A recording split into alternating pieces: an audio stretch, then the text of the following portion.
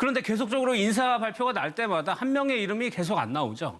양정철 전 비서관인데 결국엔 물러나겠다는 뜻을 밝혔습니다. 예전의 영상 좀 보겠습니다.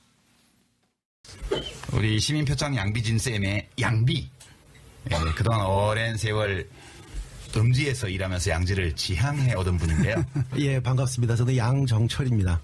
나흘 전까지 이 우석대학교 문예창작학과 교수로 있다가 잘렸어? 예, 나흘 전에 잘렸습니다. 제가 완전한 백수고요. 참여정부 때 청와대 홍보기획 비서관을 했고요. 지난 대선 때하고 최근까지 문재인 전 대표 계속 모셨던 역할을 했습니다. 모셨는데 비서 발령은 더민주에서 못 받으시지 않았나? 제가 안 들어갔습니다. 못 들어간 거 아니에요? 아닙니다. 제가 안 들어갔습니다. 안철수 대표가 탈당하기 전에, 이건 처음 공개하는 일입니다만은, 사실 문 전 대표가 당대표 사퇴문을 준비하신 게 있었습니다. 당대표를 내가 사퇴할 테니까 남아서 단독대표든 공동대표든 그 역할을 했으면 좋겠다고 간곡하게 만류를 하려고 집에까지 갔는데 문전박대를 당했죠. 지금 야권이 힘을 합쳐서 함께 할 수 있는 그런 여건이 된다 그러면 그분들이 내세웠던 거는 결국 실체가 없지 않습니까? 그리고 지금 실체가 있잖아. 당신이 여기 앉아 있잖아, 지금. 저는 유령이 아니에요. 근데 저는 자꾸 저보고 비선 시세 그러는데 저는 한 번도 비선이 있었던 적이 없어요. A선의 허세죠. 김동구 대표님, 지금 문재인 대통령하고 누가 가장 가깝냐? 그러면은 첫 번째 손가락에 꼽히는 인물이거든요. 그런데 당신 안 맞겠다고 했습니다. 예, 문재인 대통령이 이렇게 후배들한테도 말을 다 높이거든요. 예. 그리고 무슨 씨라고 이렇게 그러고 하는데 유일하게 말을 놓는 사람이 양정철 비서관이랍니다. 예, 그리고 우리가 잘 알다시피 문재인 대통령을 비판할 때 이 친노 친문 패권주의를 말하잖아요. 그렇죠. 그때 1번으로 꼽히는 사람이 저 양정철 비서관이었습니다. 예. 양정철 비서관이 너무 이렇게 인의 장막을 치고 있어가지고 도저히 뚫고 들어갈 수가 없다. 소통이 안 된다. 이런 이야기도 많이 했었죠. 그만큼 문재인 대통령의 복심이라 이야기할 수도 있고, 그런 존재인데 이번에는 아마 총무비서관에 다들 양정철 비서관이 들어가는 줄 알았어요. 왜냐하면은 그 자리가 주로 핵심 척건이 자리를 맡아서 한 자리거든요. 청와대에서. 그런데 이 정도 기재부 심의관이 됐지 않습니까? 그 인사가 아마 파격적인 인사 중에서도 상당히 돋보이는 인사였다. 이래 보여주는데 그럼 또 다른 자리를 가려고 하나. 다들 그렇게 믿어집지 않았죠. 어딘가는 갈 거다 그랬죠. 예. 그런데 본인이 이제 자기는 이렇게 잊혀줄 권리를 허락해달라. 그리고 그 다음에도 비선으로 있다가 온갖 말도 넣을 수도 있으니까 아예 뉴질랜드로 출국해서 떨어져 있겠다. 상당히 이번에 인사 과정에서 문재인 대통령을 상당히 편하게 해주는 어떤 일각의 시각에서는 문재인 대통령이 친문 패권주의 극복의 모습을 보여줬기 때문에 앞으로 국정 운영을 갖다가 더 세게 해 나갈 명분이 생겼다. 이런 이야기도 하고 있습니다. 아니 사실 문재인 대통령이 후보 시절에도 그런 부분에 대해서 아쉬움을 계속 토로했었거든요. 친문 패권에 너무 갇혀 있으니까는 제대로 일을 못 하겠다는 예, 그렇죠. 고래론이었죠. 고래도 춤을 춰야 되는데 워낙에 프레임이라는 얕은 운덩이. 그러니까 친문 패권이라는 프레임에 갇혀버리니까 고래가 춤을 출 수가 없었다 이런 표현인데 사실 그건 추억이 있어요. 뭐냐면 문재인 대표가 당대표 시절에 당대표로서 무슨 결정을 내리는 인사 결정을 내린다거나 혹은 정책적인 어떤 정무적인 결정을 내렸는데 기자들이 물어본 거예요. 이 결정 어디서 나왔느냐. 그러면 사실 당직에서 나와야 되잖아요. 당 지도부 라인이 있고 또 비서실 라인이 있고 근데 아무도 어느 쪽에서도 그런 결정을 함께 회의하거나 수기한 적이 없다. 그런 어떤 대답이 나오니까 그때부터 비선이 있다. 이 결정 도대체 어디서 한 거냐. 그러면서 삼철의 이름이 나오기 시작한 거예요. 사실 그런 단초들이 사실은 나중에 막 이 비문 계열이 비판을 하고 도대체 공식적인 어떤 라인을 이용하지 않고 왜 비선을 이용하냐. 이런 얘기가 내부에 이제 분란의 어떤 시초가 되거든요. 그 핵심 중에 하나가 양정철 비서관이다. 근데 사실 양정철 비서관은 굉장히 많은 굳은 일들을 했어요.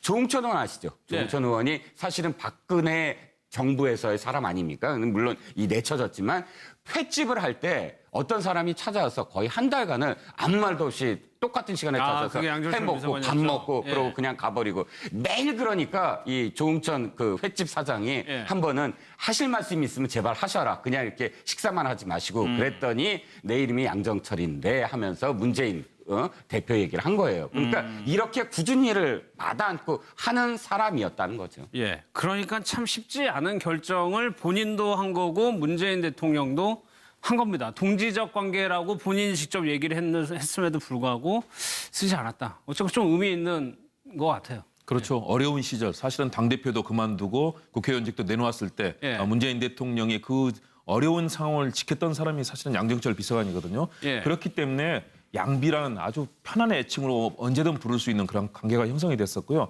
제가 알기로도 양정철 전 비서관은 작년 재작년 어려운 시기에도 음지에서 돌아다니면서 많은 분들을 만났고 사실은 이번 정부의 외부 인사 영입들, 소위 말하는 비문계 또 반문계 인사들을 영입하는 과정 중에도 상당히 많이 개입을 했습니다. 예. 그럼에도 불구하고 본인이 역시 이 부분에 대해서는 대통령에게 운신의 폭을 주고 정말 편하게 해드려야 되겠다 이런 생각을 한 것 같습니다. 예. 왜냐하면 박근혜 전 대통령의 이 비선 실세, 바로 최순실세에 의해서 벌어진 이 참담한 우리 정부의 실상에 대해서 국민들이 과연 비선 실세라는 존재에 대해서 굉장히 지금 경계의 눈치를 보내고 있지 않습니까? 이런 상황이 계속되고 만일의 경우 양정철 비서관이라든가 또는 다른 소위 말하는 측근 그룹들이 문 대통령의 주변에 포진할 경우에는 사실은 국민들 상당히 걱정을 할 겁니다. 그러면 대통령의 운신의 폭이 굉장히 적어지는데요. 그런 측면에서는 저는 응원하는 시민 중 한 사람으로 조용히 네. 지내겠다. 그리고 잊혀질 권리를 허락해달라. 오늘 아침에 보니까 주요한 언론인 관계되는 분들한테 쫙 보냈어요. 예. 그리고 나서 본인은 이제 해외에 출국해서 아마 해외 뉴질랜드나 이쪽에 외국에 가서 당분간 왜냐하면 국내에 있으면 또 아무래도 또 계속 연결을 시킬 것 아니겠습니까? 예. 그러겠다는 그런 일정을 밝혔는데요. 결국은 문재인 대통령이 그런 걱정 없이 비선 실세 논란에 빠지지 않고 정말로 공명정대한 일을 할 수 있게 예를 들어서 예. 박수현 대변인 같은 경우는 사실은 안희정 지사의 측근 아니겠습니까? 그런 측면에서 일할 수 있는 분위기를 만들어주고 대통령이 사실은 양정철 비서관이 있으면 대통령 쉽게 만나러 못 갑니다. 그런데 대변인이 되면 대통령이 주무시는 순간에도 들어가서 깨우고 국정의 상황에 대해서 보고를 할 수 있어야 되거든요. 예. 그런 운신의 폭들을 주변에 주기 위해서 그리고 시스템으로 만들어주기 위해서는 예. 바로 이런 결단들이 필요하다. 이것이 바로 박근혜 정부의 문고리 3인방과 다른 정말 예. 대통령의 진정한 측근이라고 일단 평가되는데요. 문 대통령이 이제 이런 기조를 잘 국민들께 또 예. 봉사하면서 잘 해야 되겠죠. 알겠습니다. 그러다 보니까 이제 여러 가지 좀 화무평이 나오는데 가장 좀 대중적으로 알려진 분이 고민정 전 아나운서인데 성공동 구간에 굉장히 열심히 했는데 아직까지는 지금 못 들어갔단 말이에요. 근데 고민정 아나운서도 얘기를 하기로는 예. 문 대통령이 나한테 자리 약속한 거 없다. 나 순수하게 도왔다라는 얘기를 하고 있는데 그럼에도 많은 사람들이 고민정 아나운서가 좀 기용됐으면 좋겠다고 생각하는 게 예. 사실은 소속 아나운서가 직장을 나오면 무직 상태가 되지 않습니까? 그렇죠. 일종의 샐러리맨인데. 자기 직업을 내던지고 사실 문재인 대통령을 위해서 발벗고 열심히 떴던 사람이기 때문에 좋은 전문성이 맞는 자리가 있으면 고민정 아나운서도 취직 좀 됐으면 좋겠다라는 팬들이 좀 목소리가 있었던 것 같고요.